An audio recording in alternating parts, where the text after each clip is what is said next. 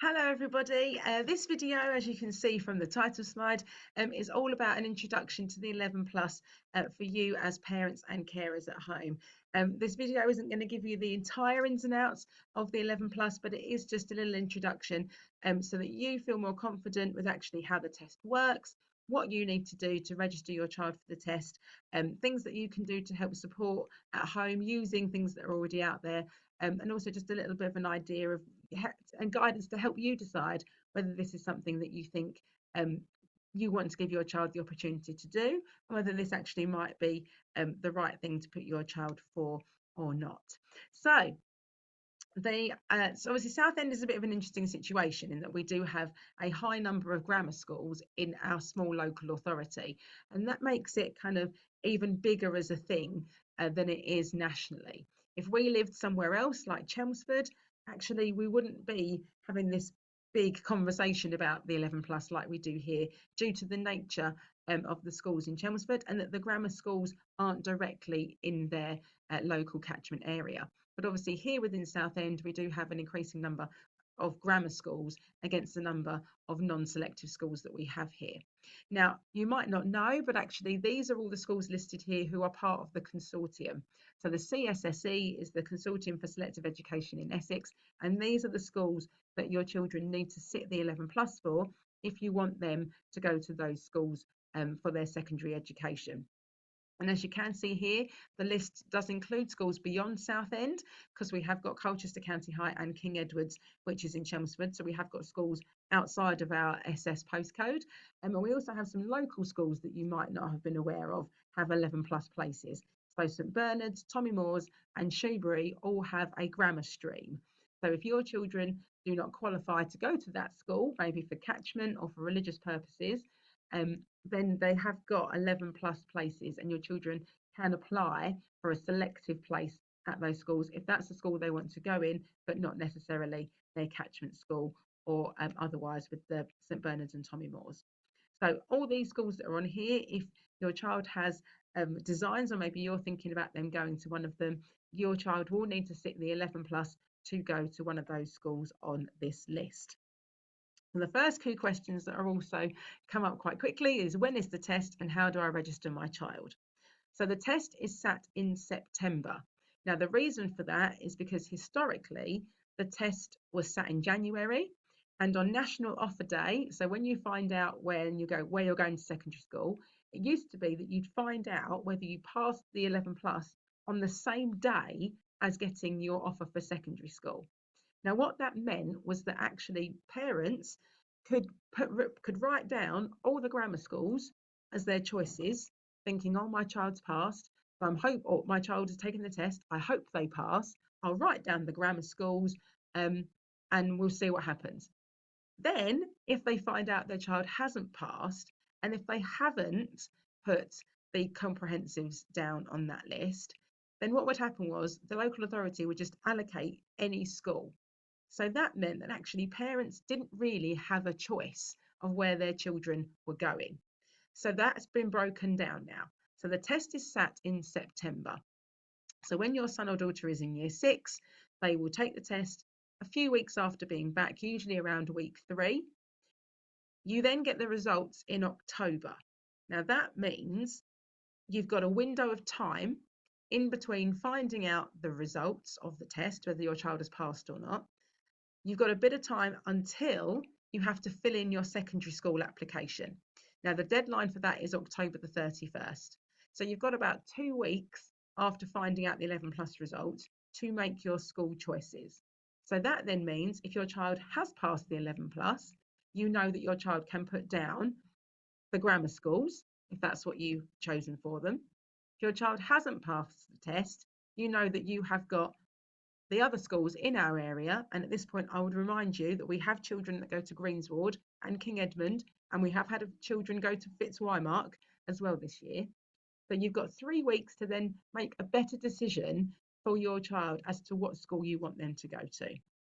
Now, how you register the child, at the bottom of this slide here, you see a website, which is the CSSE website. Everything for the 11 plus is done through that website. I will warn you, the website goes into there's not much action at certain times of the year on that website, Generally, the action kicks in around May time, which is when you will register your child. So you'll go to the CSSE website, you can set up a login for the secure access part of that portal, and that's how you register your child. So everything is done through that website. So those are kind of the two most important questions at the beginning, done and out of the way. Now, really thinking as parents whether this is the right thing for you to do is a conversation that you have to do with yourself and also to have with your child. And as it says here, this is taken from the website. The purpose of the test is to select the children who have the potential to thrive in an environment which provides a highly academic curriculum. It is. I went to Westcliff. I know exactly how it is. And it is, from the very beginning, a highly academic curriculum. There is no wait time. There is no leading in. You go in day one of year 7 and you are hitting the ground running, and you're hitting it hard and high.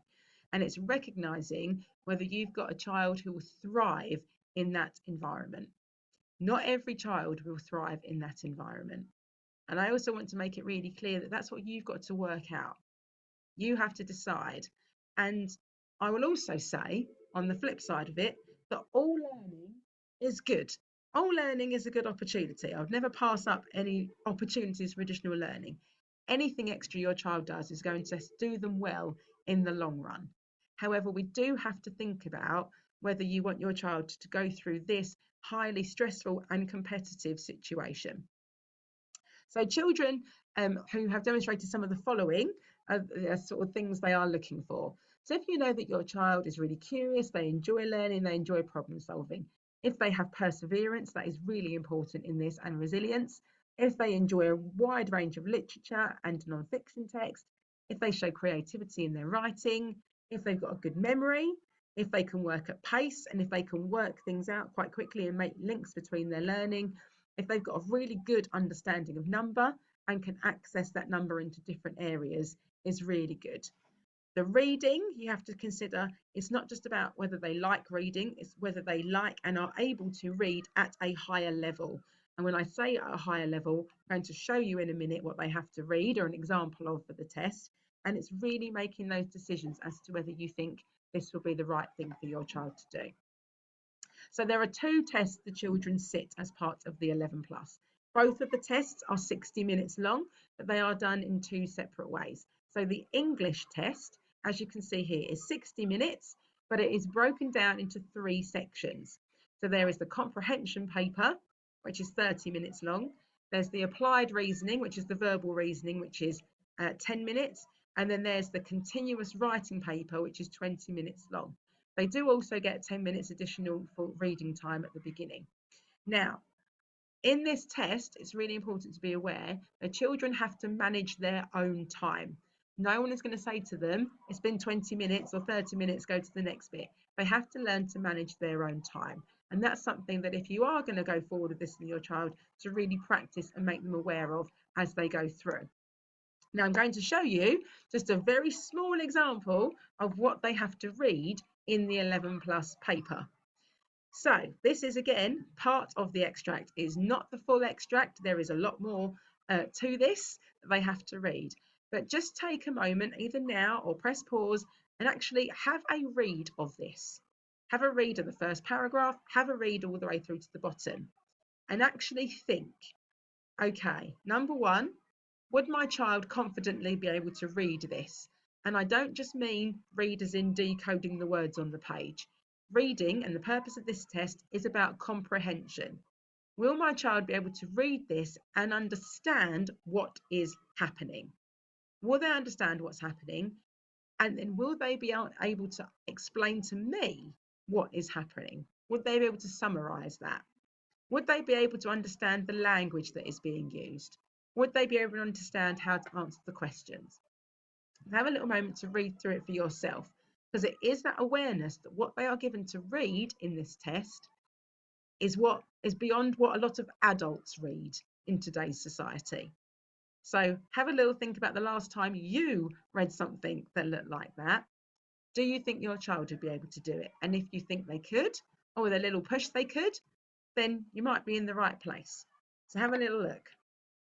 Now, there are different types of questions the children have to answer for the comprehension.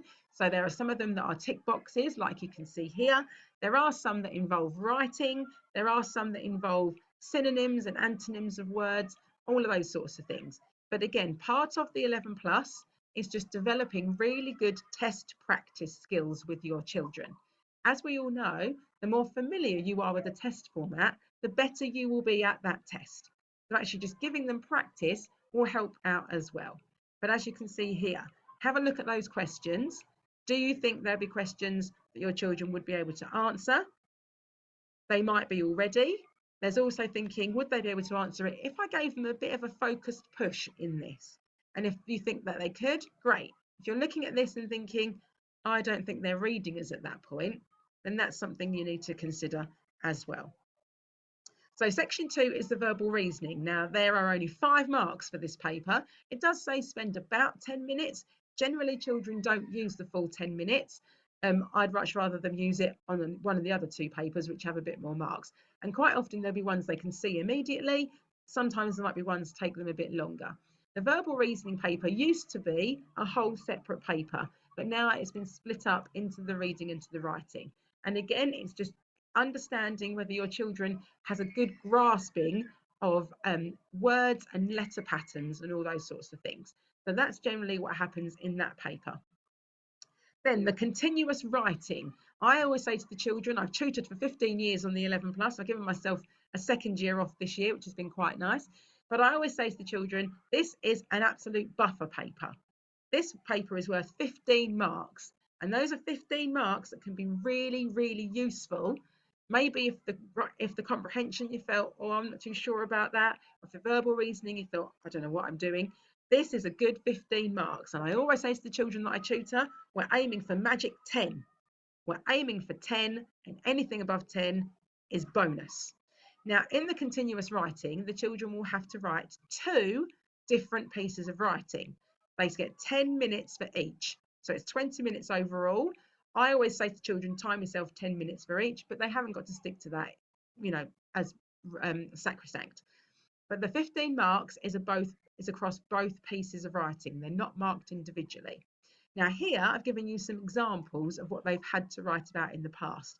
Just to be clear, although there are 4 examples here, they only have to write about 2 things in the test. Now they don't get to choose what they write. Obviously you can look at this and think, oh, they can choose. No, they are given 2 very specific things to write about.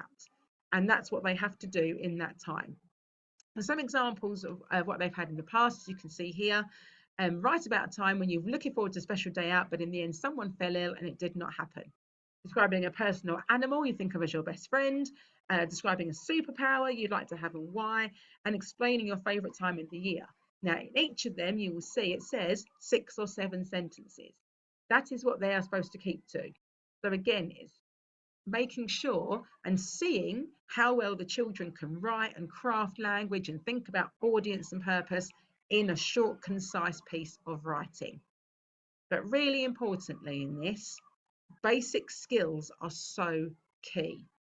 So we cannot be at a place where we are reminding children about capital letters and full stops.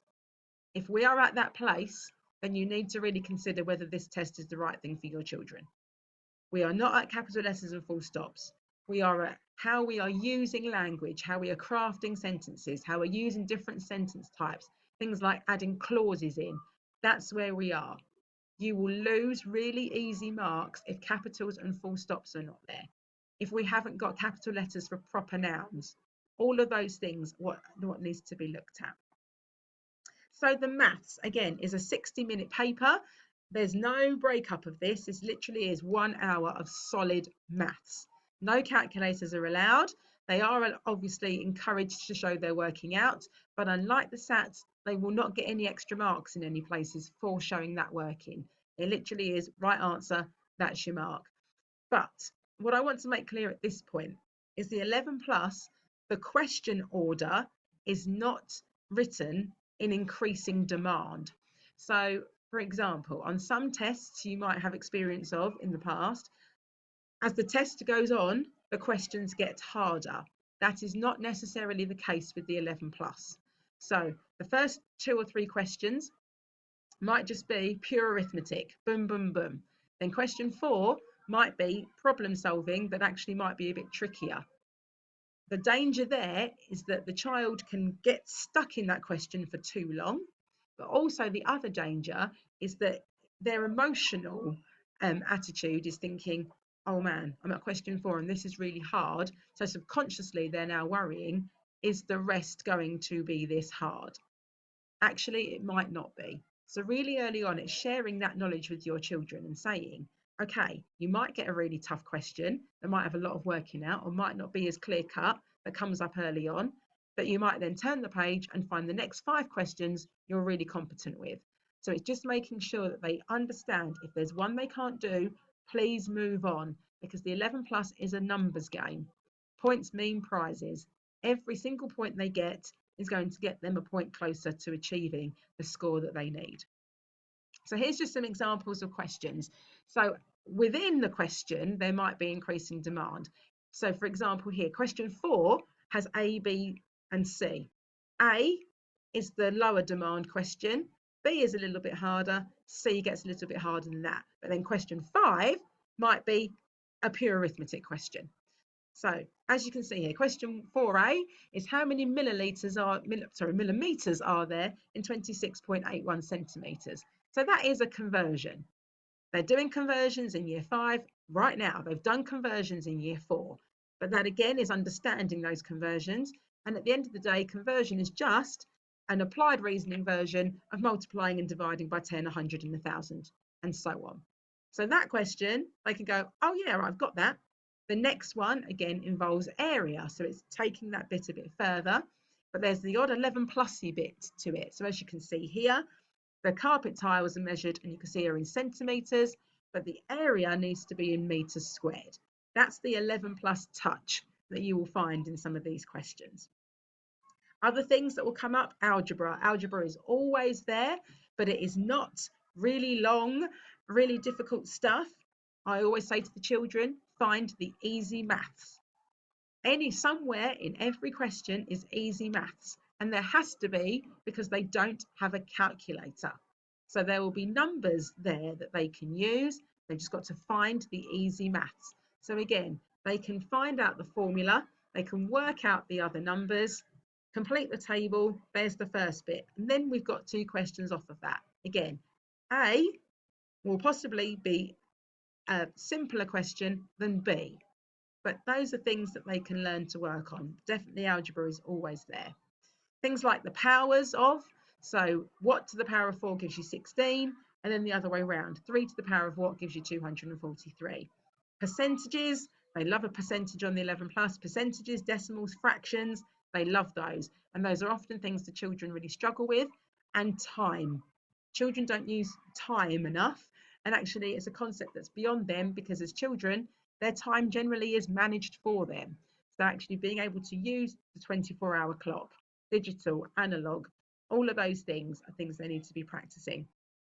But again, it's the 11 plusness of some of these questions. And it's really making it clear to the children to read through questions properly.